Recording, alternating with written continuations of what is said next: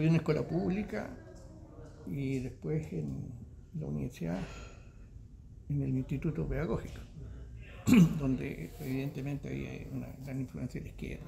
Pero yo ya desde el colegio, del liceo, el Liceo Eduardo Labarra, yo ya era militante comunista. O sea, yo me acuerdo que, qué sé yo creo que en tercer año, cuarto año humanidad, una cosa así, yo ya estaba militante.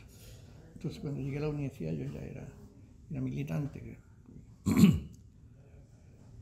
Y claramente era un periodo en que la política chilena se estaba agudizando más, o sea, se estaba siendo más radical, digamos. Hay un crecimiento importante de la izquierda, estaban todas las candidaturas de Allende a la presidencia, las tres candidaturas, la del 58 que fue muy peleada, o sea, se creía que se podía ganar el 58, pero entonces había un ambiente político muy intenso, muy fuerte, y yo creo que en ese momento la izquierda estaba creciendo significativamente. Entonces, el hecho que uno se hiciera militante no era raro, digamos. Ya desde las elecciones de los centros alumnos del liceo, ya eran por listas de izquierda, de centro. En el fondo, en ese periodo era el periodo de gloria de la democracia cristiana. La democracia cristiana controlaba los centros de alumnos de casi todo el país, incluso de los liceos. O sea, ese era nuestro principal problema, enemigo, digamos, entre comillas, que teníamos en términos de disputar el espacio político. Más que la derecha, yo diría, más que la derecha. Por el discurso reformista que tenía, entonces, que estaba disputando un espacio de la izquierda, el cambio. Entonces era un periodo de mucha intensidad política. Entonces llegar a la universidad en ese ambiente era un ambiente radicalizado, un ambiente bien radicalizado. Todas las fuerzas progresistas tenían ahí, incluso las derechas tenían presencia. Claro, por ejemplo, la derecha tenía mucha fuerza en derecho, y yo creo que en algunas escuelas técnicas, por ahí. Y la izquierda en las carreras más humanísticas era. Y no me acuerdo mucho, el MIR estaba recién surgiendo, yo creo. El MIR no era todavía una fuerza significativa, todavía no, que yo recuerdo. Yo creo que teníamos tanta fuerza como los socialistas, muy equiparados, es decir, y menos que la SS. La SS controlaba mucho los centros alumnos, sobre todo las escuelas de mujeres, eran controladas muy fuertemente por la SS. La SS era el partido más, o sea, la juventud más fuerte que había en la universidad. Yo creo que después veníamos los comunistas y los socialistas así muy equilibrados. En el periodo de la Unidad Popular, sí, yo creo que sí. Pero ahí ya la izquierda era la uno, la fuerza número uno. Ya la democracia cristiana, después del periodo de gobierno, quedaron bien, no desprestigiados, pero claramente habían fracasado, digamos, como gobierno, las reformas habían fracasado, y la izquierda era la que venía ascendiendo. Entonces, claramente ellos estaban en una posición más complicada, digamos. En el último periodo, no te podría decir, un año antes del golpe, comenzó a plantearse el tema de prepararse para una represión, a tomarse medidas respecto a cómo afrontar una clandestinidad, y se comenzó a militarizar. Empezaron a salir equipos con fierro, digamos. Yo no estuve metido en eso, pero otra gente sí. Empezaron incluso, pero o sea, yo participé en 3 cursos donde enseñaron a usar pistolas, a desarmarlas, a armarlas, pero otros que tenían ya un nivel más superior, y había uno que los pillaron después de una escuela de guerrilla ahí en el Cajón del Maipo, por ahí. Hubo preparación para alguna gente ya más fuerte, digamos. Bueno, y lo otro a Cuba. mucha gente que salió a Cuba que salía como entre comillas, beca académica, pero en el fondo iban a prepararse para la cosa más armada. No hay un conflicto entre el trabajo legal de masa con el otro. No. Se preveía que había una necesidad de hacerlo, pero yo creo que nunca se previó la intensidad del golpe. Yo creo que superó la expectativa. Nosotros veíamos, voy a usar una palabra popular, a los socialistas como muy despelotados, muy desordenados, o sea, comparado con la rigidez comunista de la organización, de la militancia, de la obediencia, digamos, a las líneas. Los socialistas tiraban para todos lados.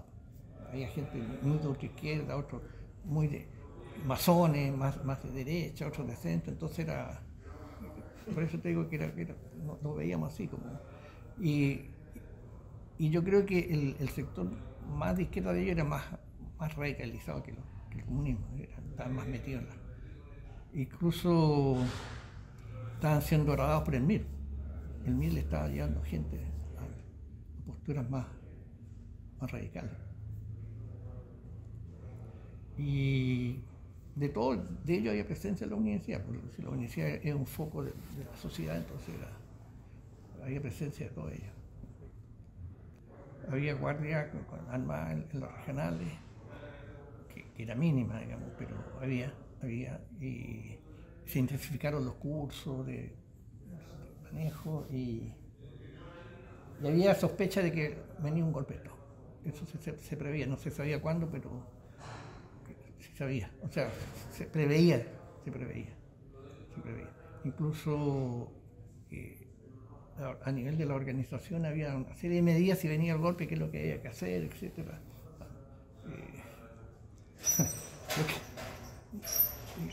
Después da un poco de risa porque todo era de día, no había medida de noche, o sea, todo era medida en el día, qué es lo que había que hacer, pero el golpe fue casi nocturno y no me acuerdo mucho, pero habían reuniones previas, habían lugares donde había que juntarse, si es que venía el golpe había que juntarse, ir a algún lugar, puntos de reunión, para reorganizar el partido. Lo que se quería era que el partido no se disolviera, que se reorganizara. Y de hecho el día del golpe,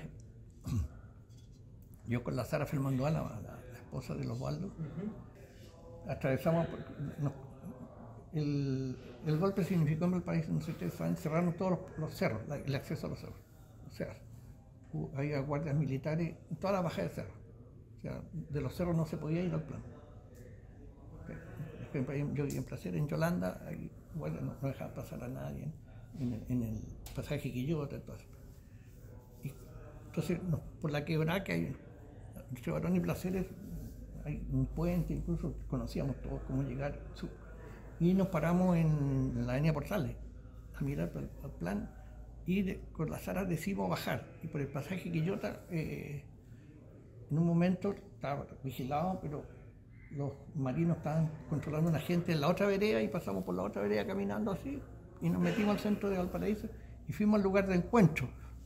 No había nadie, no llegó nadie. Al lugar donde los comunistas de la universidad teníamos que juntarnos, no llegó nadie. Y después nos devolvimos caminando. Y me acuerdo que después pareció una locura, era una locura. El Lucho Guastavino andaba en un auto y nos paró por Independencia. Y nos dijo, se están llevando a los compañeros al Maipo. Yo pensé en el regimiento de Maipo. Y después dijo, me voy al Molo. A ver, el Molo, el Maipo. Claro, era el barco. Lo estaban llevando a un barco que se llamaba Maipo, ahí se estaban llevando a los detenidos. Y ahí la agarraron, o sea, obviamente que y ella reclamaba por los detenidos. Perdón, no fue el Lucho Guastavino, no, fue el Lucho Vega, que era abogado de la intendencia. Como abogado de la intendencia, dijo, no, yo voy a ir, dijo, a ver el tema. Lo metieron para el barco. Y bueno, al Maipo y a la Esmeralda estaban metiendo gente en ese momento. Yo creo que no teníamos mucha imaginación de cómo iba a ser el golpe. No nos imaginábamos de la manera como fue.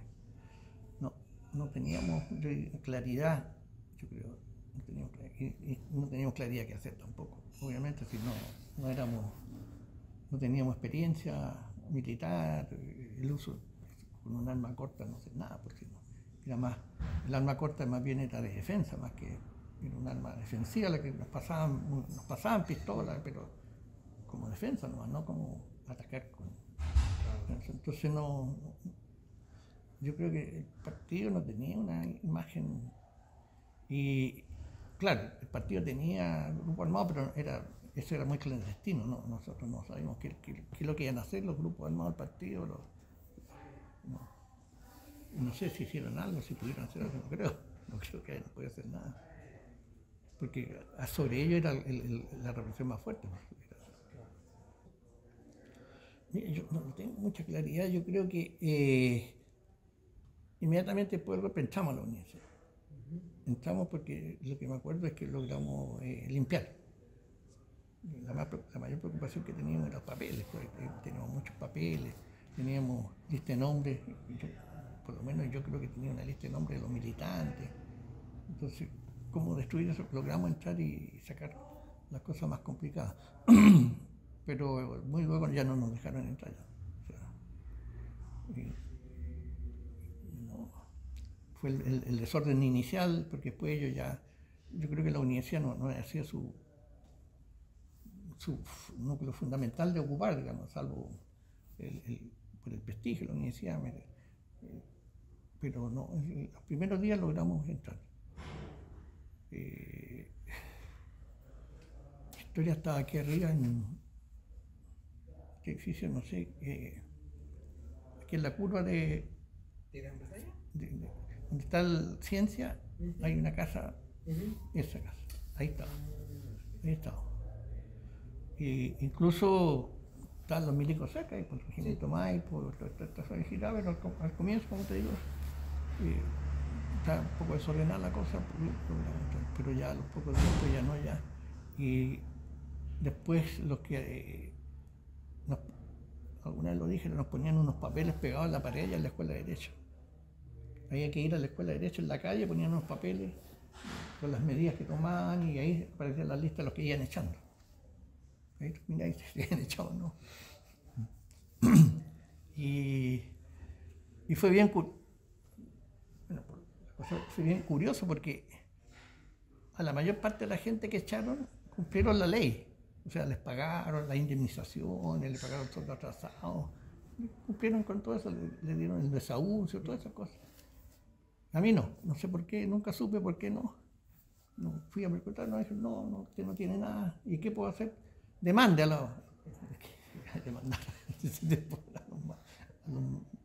los marinos que estaban controlando.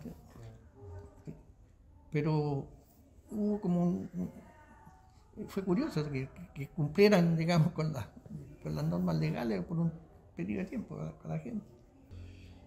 Bueno, la idea era reorganizarse, cómo retomar los contactos, cómo reorganizarse.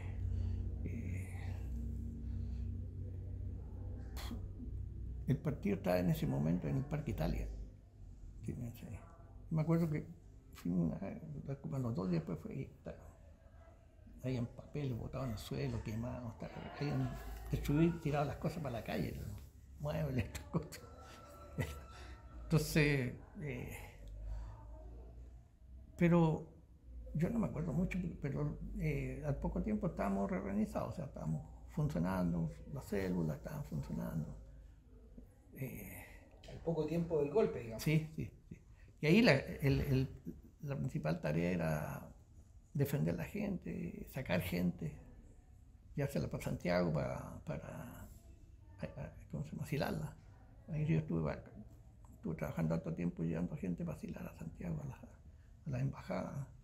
Esa era como la tarea, salvar dirigentes. Y era curioso porque, bueno, era el Partido Comunista. había que tener la orden de arriba. O sea, había que consultar para arriba si tal persona podía irse o no, y autorizaban o no. Y ahí hubo muchos que no se fueron sin permiso.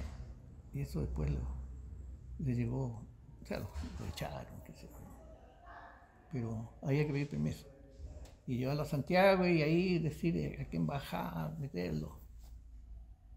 No me acuerdo si teníamos espacio de los compañeros, las casas de los compañeros, nomás tenía que decir y la calle. Y mucho en negocio.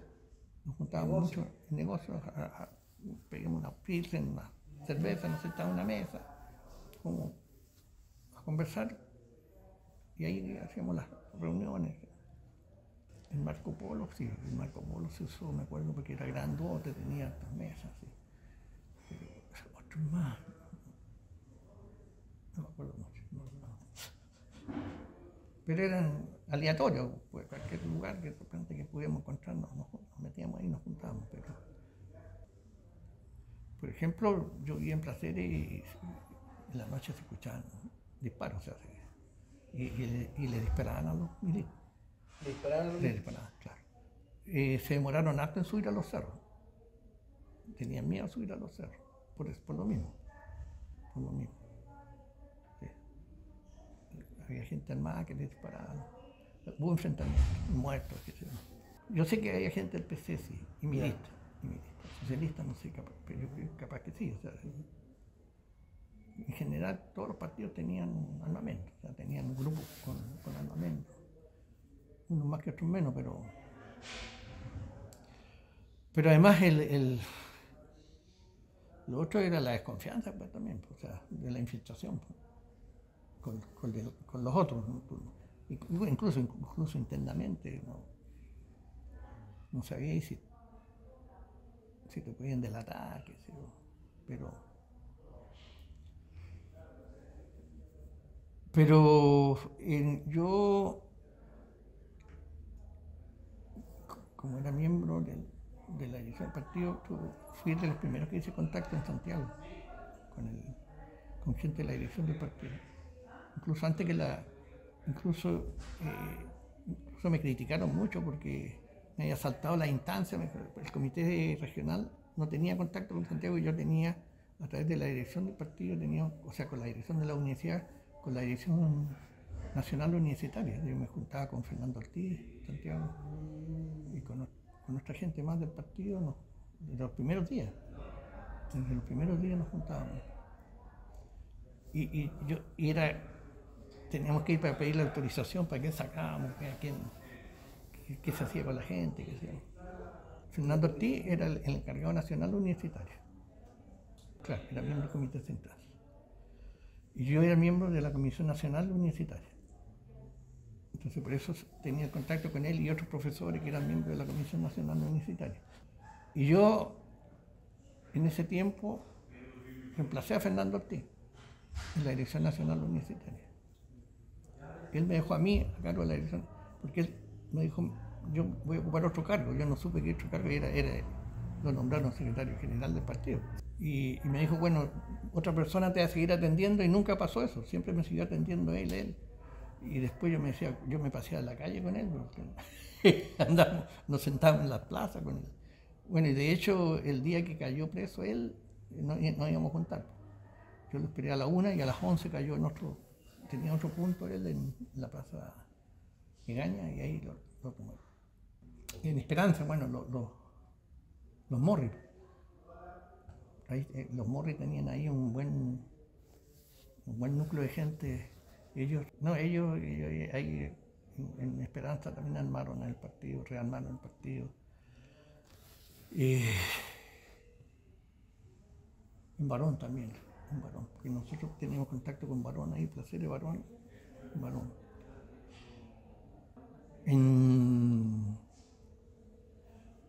Ahí también, ¿cómo se llama? El ascensor que está por la Plaza Victoria, por atrás, Bellavista, Cerro Bellavista se llama eso. Ahí también hubo organización, que me acuerdo yo. Bueno, el más cercano fue el que hubo aquí, porque estábamos ahí al lado. atacaron la Facultad de Ciencias. Todavía creo que hay unos hoyos arriba con la ametralladora, porque hubo un grupo no sé, uno decían que eran del partido, otro decían que eran militas, que atravesó que eran de este sector, como del cementerio, para allá, atravesaron para acá y ahí se agarraron con los milicos por el parque. Le dispararon. Ellos atacaron porque el edificio estaba tomado por los marinos, el de la universidad, y le dispararon ahí. Y no sé si le dispararon al regimiento Maipo, parece que también, creo que también le dispararon.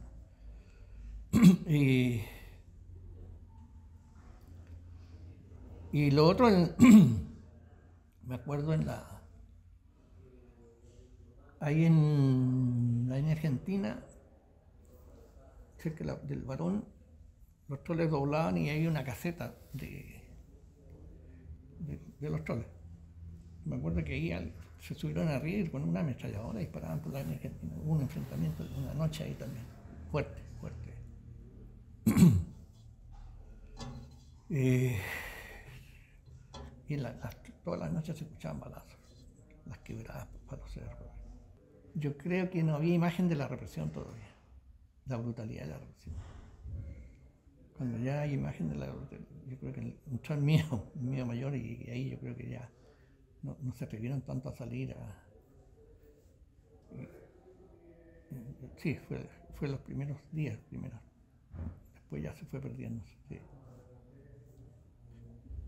Porque yo creo que después yo creo que eso fue bien espontáneo, esos enfrentamientos. No fueron organizados por los partidos ni nada, fueron gente que tenía fierro, digamos, y que salieron a agarrarse más, pero yo creo que no hubo. Eso es lo que yo creo. Y al nivel nuestro no sabíamos bien quiénes eran, no se sabía quiénes eran los que habían participado en esas cosas. No. Yo creo que sí. Yo creo que esa resistencia fue espontánea, no fue organizada. Yo creo que la tarea de los partidos era cuidarse en ese momento, era protegerse, reorganizarse, pero no. Creo que quizás pensándolo bien ellos, que tenían más conocimiento, sabían que era muy difícil enfrentarse a los milicos, así nomás. Lo otro era, entre comillas, una locura. Era gente que no tenía, yo creo, conciencia de política, de para qué servía eso, porque los partidos hacen cosas pensando para qué sirve. Pero esto no. Yo creo que es una cosa más emocional, sentimental, de agarrarse con los milicos, ¿no? Y además que creo que como los partidos están armando gente, había mucha gente suelta armada, entonces tampoco los partidos tenían esa capacidad de organizarlo, es decir, vamos a organizarlo y ir a enfrentarlo a los milicos, no creo que estaba en este momento nada. Y además yo creo que por un enfrentamiento tenía que tener munición para largo tiempo, por eso tenían, yo creo, munición para un enfrentamiento y nada más, no creo que tengan más, que hubieran tenido más, no creo. No, la masa la tenía el PC, el PS y el MAP un poco, está creciendo la masa, pero era. Entonces, bueno, por eso digo, del PS no te respondo, pero el PC, que gente suelta el PC quisiera enfrentarse sin la orden de arriba, difícil. Si es que eran militantes ordenados, digamos, o sea, el PC es la gente muy. Yo me asilé en Santiago. Me fui a Santiago después. Me fui definitivamente a Santiago y entonces perdí contacto mucho con la cosa más política interna de acá. Entonces yo y además, como te digo, me metí mucho en partido, estaba a cargo de la Dirección Nacional. En el fondo yo era miembro de la dirección del partido, pero nunca llegué así al comité central, no, pero éramos un órgano intermedio importante donde estábamos. Y la tarea más importante que teníamos era organizarnos, ¿no? O sea, del 74, 75 adelante. Y ahí se exilió. Sí, sí, sí. No me quise ir del país. Consideré que... A ver, yo... Ya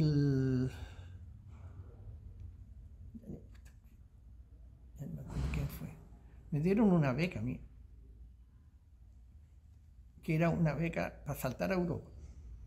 2 meses, 3 meses en Argentina. Una beca de un organismo internacional que me dio una beca y estuve en Buenos Aires como 3 meses. Y ahí me di cuenta, estando en Buenos Aires, dije yo, no, esto no es para mí. O sea, te perdí de Chile.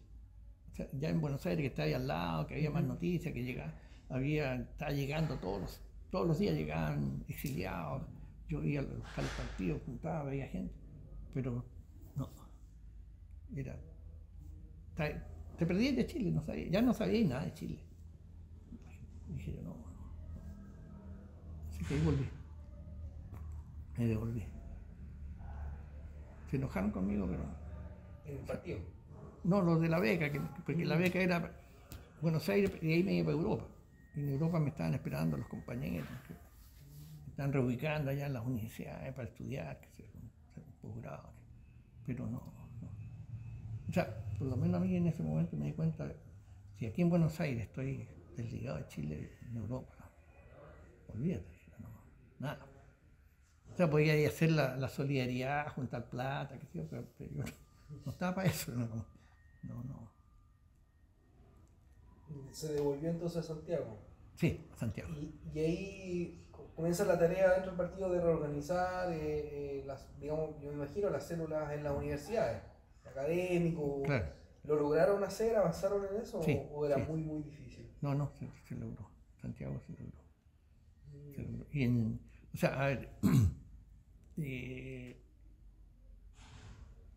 incluso parece curioso eso, pero organizamos encuentros nacionales comunistas del sur. Después para el norte hay gente en Arica, en Antofagasta, en La Serena habían comunistas.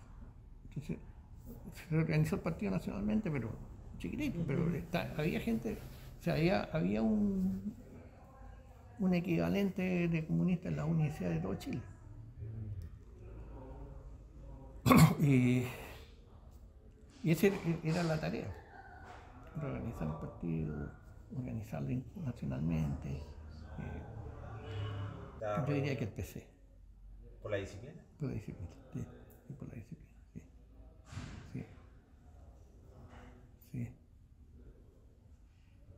Y el MIR, yo creo que el MIR también tenía una buena organización. Era más chiquitito.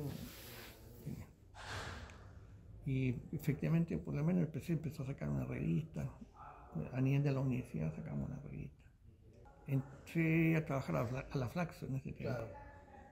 Ahí hacía la vida académica. Y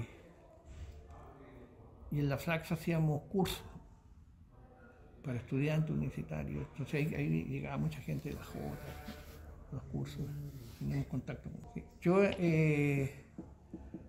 entré a la Flaxo por Garretón. O sea, con Garretón yo me junté como miembro de la dirección del Partido Comunista con él como miembro del MAPO. Tuvimos reuniones de relaciones políticas en ese momento.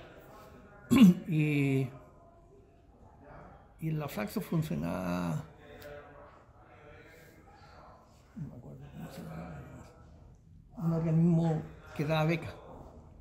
Y un día yo fui a la Flaxo para ver si quedan becas y me dijeron, no, ya no hay becas. La única posibilidad, me dijeron, es que te podemos ayudar para que te vayas a Buenos Aires, a Argentina de nuevo. Y ahí Garretón venía entrando a la universidad, a la Flaxo, y me vio y me saludó porque teníamos esa reunión política. Y eso no se me olvida más. Era un patio grande, no sé si conocen la Flaxo. Hay un patio grande y la oficina que yo estaba en la calle, casi en la calle. Y él entró caminando y entrando al edificio se paró y se devolvió. Y me dijo, oye, quería meterte en un proyecto. Y me metió a un proyecto de él.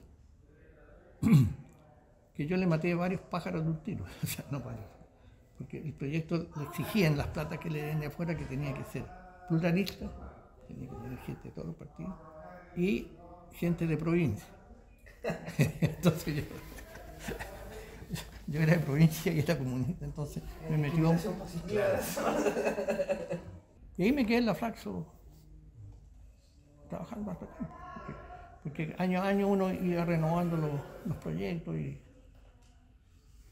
me quedé ahí trabajando, estuve como 20 años. Como te decía, a mí eso de que a los viejos se olvidan las cosas, es verdad.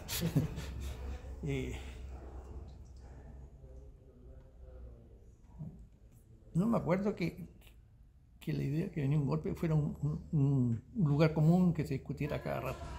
No me acuerdo. No. Entonces no. Sí, yo creo que fue una sorpresa, igual. O sea, sabiendo que la cosa estaba dura, que podía venir algo, pero yo creo que no nos esperábamos el golpe. No nos esperábamos el golpe. Así tan. Con las características que tuvo. O sea, yo creo que Estados Unidos, la derecha chilena, midió bien la cosa y dijeron que la única posibilidad era un golpe muy cruento, si no había resultado. Porque la capacidad de movilización que había era grande.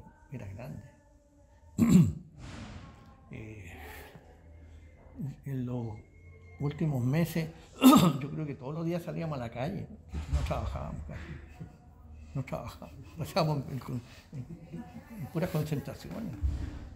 Desfilábamos de Playa Ancha hasta la Plaza Sotomayor, precisamente para controlar la resistencia de la derecha, del fascismo. Yo creo que sí, con los marinos. Incluso antes del golpe detuvieron a un montón de marinos. No un montón, pero 10, 12 marinos, que eran suboficiales, parece que están metidos en reuniones con el partido y con el otro que anduvo metido por aquí, el Altamirano. También lo acusaron de andar metido en la marina y de reuniones con marinos. El socialista. Hubo trabajo con la marina. Y hubo marinos detenidos antes del golpe. De acuerdo.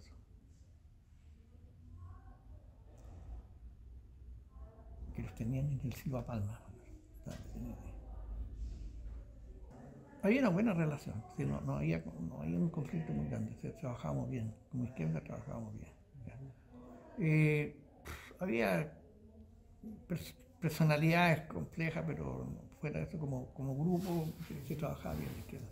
Y de hecho, se controlaba el pedagógico, se controlaba bien, digamos, se ocupaban todos los cargos, se tenía un buen control de todo. Sí, hubo gente que apareció con un uniforme marino. Sí, profesores. Que eso eran, no sé cuál era su relación con la Armada, eran infiltrados, seguramente. Infiltrados, sí. Hubo eso. Estudiantes, no sé. Pero parece que hubo infiltración a nivel de que eran sido marinos jóvenes, cabros jóvenes que los metieron a estudiar. Sí. ¿Es cierto eso? Cierto. Es cierto.